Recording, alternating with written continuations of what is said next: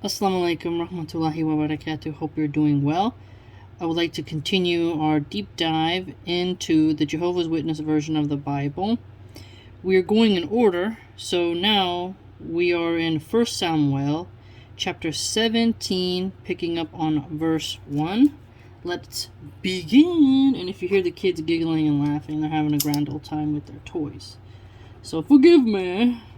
Okay.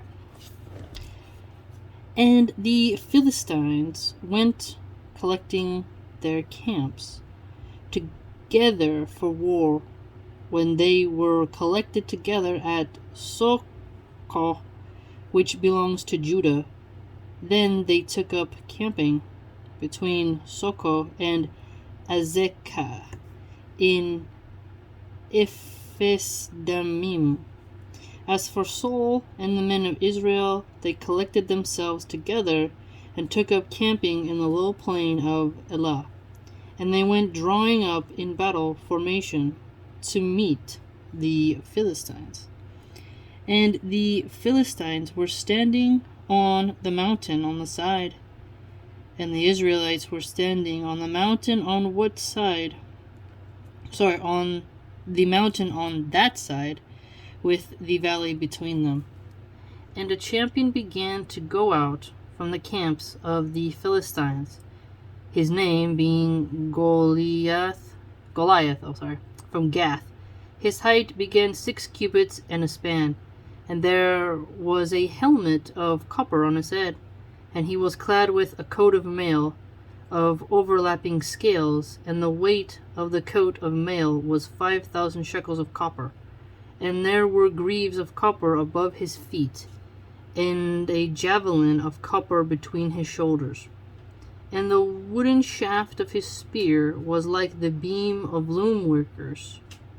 And the blade of his spear was 600 shekels of iron, and the bearer of the large shield was marching ahead of him.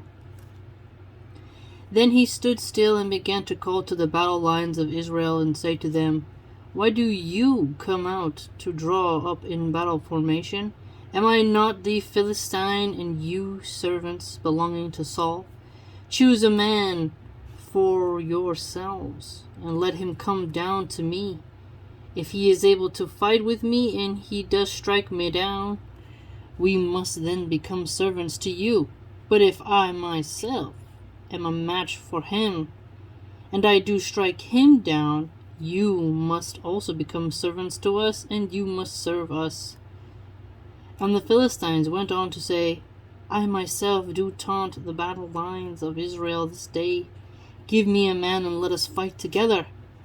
When Saul and all Israel heard these words of the Philistine, then they became terrified and were greatly afraid. Now David was the son of this Ephrathite from Bethlehem of Judah, whose name was Jesse, and he had 8 sons. Nice. And in the days of Saul, the man was already among men, and the 3 oldest sons of Jesse proceeded to go. They went after Saul to the war, and the names of his 3 sons that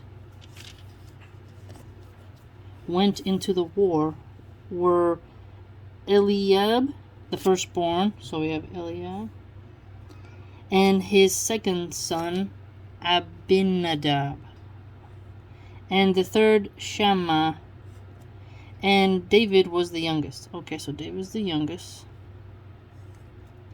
And the 3 oldest themselves went after Saul, and David was going and returning from Saul to tend the sheep of his father at Bethlehem. So he was tending the sheep. Nice. And the Philistine kept coming forward at early morning and at evening, and taking his position for 40 days. Then Jesse said to David his son, "Take please to you your brothers this ephah of roasted grain, and these 10 loaves of bread, and carry them quickly to the camp to your brothers. And these 10 portions of milk you should bring to the chief of the 1,000.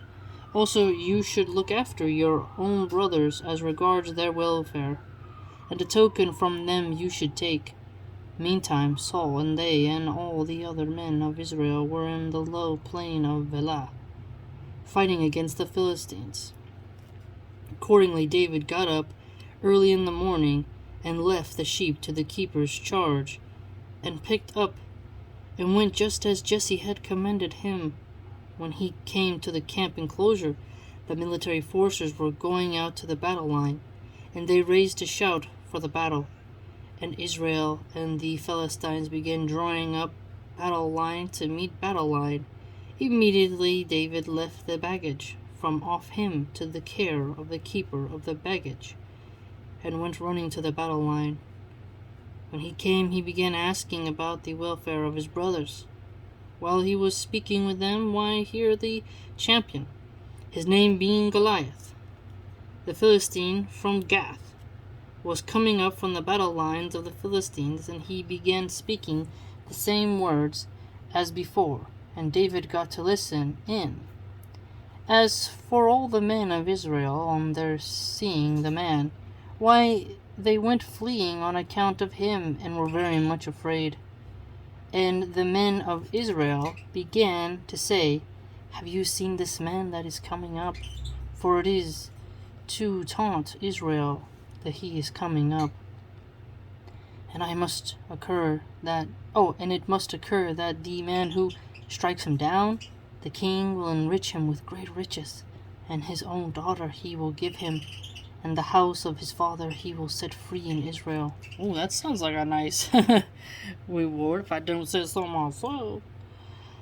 And David began to say to the men that were standing close by him, What will be done to the man that strikes down that Philistine over there, and actually turns away reproach from upon Israel? For who is the uncircumcised Philistine that he has to taunt the battle lines of the living God? Then the people said to him the same words as before, saying, This is the way it will be done to the man that strikes him down. And Eliab, his oldest brother, got to hear as he spoke to the men. And Eliab's anger grew hot against David, so that he said, Why is it that you have come down? In whose charge did you leave those few sheep behind in the wilderness? I myself well know your presumptuousness and the badness of your heart, because you have come down for the purpose of seeing the battle. To this David said, What have I done now? Was it not just a word? With that he turned about from beside him towards someone else, and went saying the same word as before, and in turn the people gave him the same reply as formerly. So the words that David spoke came to be heard, and they went telling them before Saul. Hence he fetched him. And David proceeded to say to Saul, Do not let the heart of any man collapse within him. Your servant himself will go and actually fight with this Philistine. But Saul said to David, You are not able to go against this Philistine to fight with him. That's interesting. For you are but a boy, and he is a man of war from his boyhood. That's interesting. So he's just comparing the different skill levels. And David went on to say to Saul, Your servant became a shepherd of his father among the flock, and there came a lion, and also a bear, and each carried off a sheep from the drove, and I went out after it and struck it down, and made the rescue from its mouth. When it began rising against me, I grabbed hold of its beard, and struck it down, and put it to death. Both the lion and the bear your servant struck down, and this uncircumcised Philistine must become like one of them, for he has taunted the battle lines of the living God. Then David added, Jehovah, who delivered me from the paw of the lion, and from the paw of the bear, he it is who will deliver me from the hand of this Philistine. At this Saul said to David, Go, and may Jehovah himself prove to be with you. Interesting. So he had full trust in his maker. So he's brave, and His dad's given him some rational advice, but he seems to be really ready. He wants to prove himself. Interesting. So remember, David's dad's name is Saul. Saul now went clothing David with his garments, and he put a copper helmet upon his head, after which he clothed him with a coat of mail. Then David girdled his sword on over his garments and undertook to go, but could not because he had not tried them out. Finally David said to Saul, I am unable to go in these things, for I have not tried them out. So David removed them off him. And he proceeded to take his staff in his hand and to choose for himself the 5 smoothest stones. Okay, here we go. The famous part. The 5 smoothest stones from the torrent valley, and to place them in his shepherd's bag. Okay, let's see. This is the famous part. That served him as a receptacle, and in his hand was his sling, and he began approaching the Philistine. And the Philistine began to coming nearer and nearer to David, and the man carrying the large shield was ahead of him. Now when the Philistine looked and saw David, he began despising him, because he had proved to be a boy, and ruddy, of beautiful appearance. Oh, really? Okay, so he's actually attractive. So the Philistine said to David, Am I a dog, so that you are coming to me with staves? With that the Philistine called down evil upon David by his gods. And the Philistine went on to say to David, Just come to me, and I will give your flesh to the fowls of the heavens and to the beasts of the field. In turn David said to the Philistine, You are coming to me with a sword, and with a spear and with a javelin, but I am coming to you with the name of Jehovah of armies, the God of the battle lines of Israel, whom you have taunted.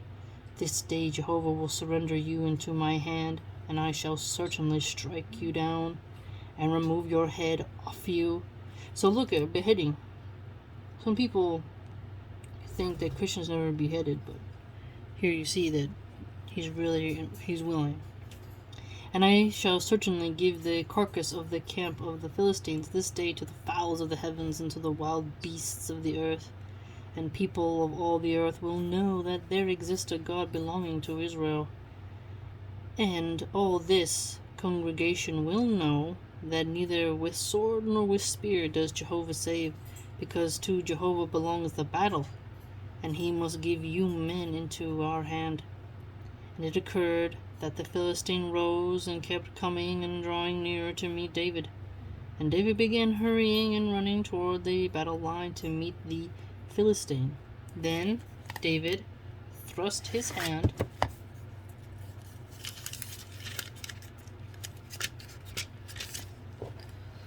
into his bag and took a stone from there and slung it so that he struck the Philistine in his forehead, and a stone sank into his forehead, and he went falling upon his face to the earth.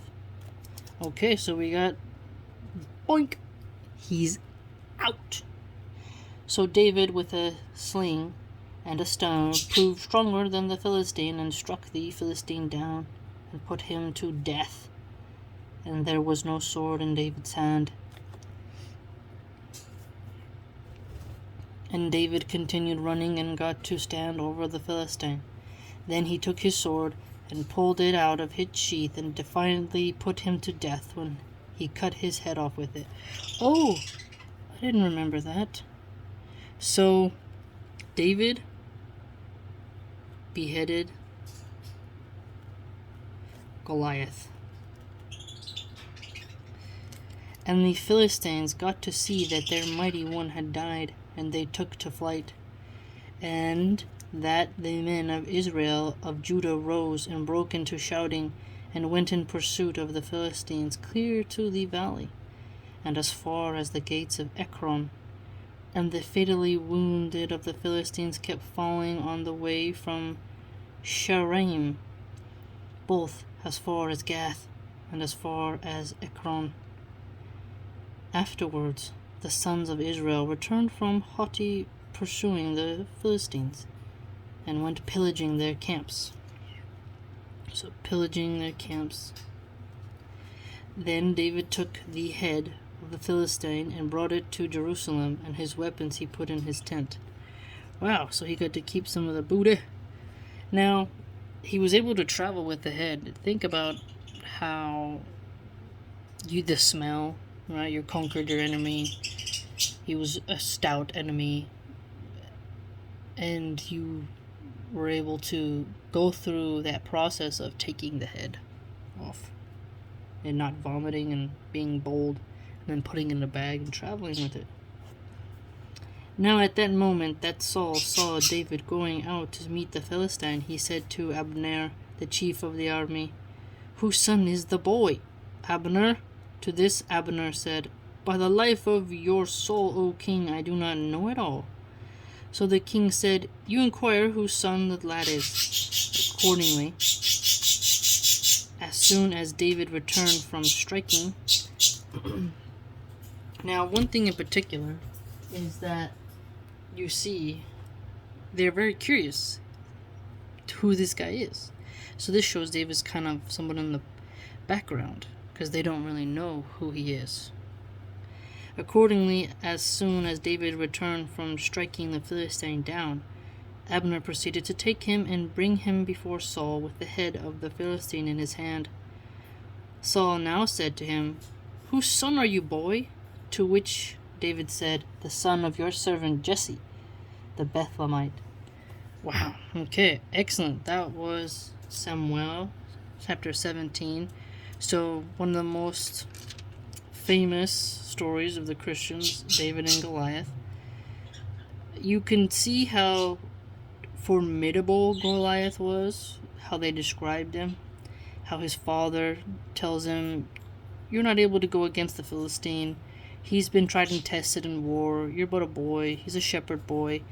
And you see here that he didn't want to be clothed in the copper helmet and all that chainmail, but rather he wanted to do something different. And he told his dad, "I'm unable to go in these things." And he hasn't tried them out, so he knew his own skill set. So he removed that off of him. And he has his little shepherd's bag. I think this is very motivational, because sometimes you can think it's all about bronze and might, but wit and aim. And obviously, this is, I think, for the Christians, demonstrates that if God's on your side, you can take down mighty enemies. And so, very, very interesting. Very interesting. Let me know what you think. And if you'd like to join my blog, it's www.subscribestar.com/MilahanArchive. Hope to see you there.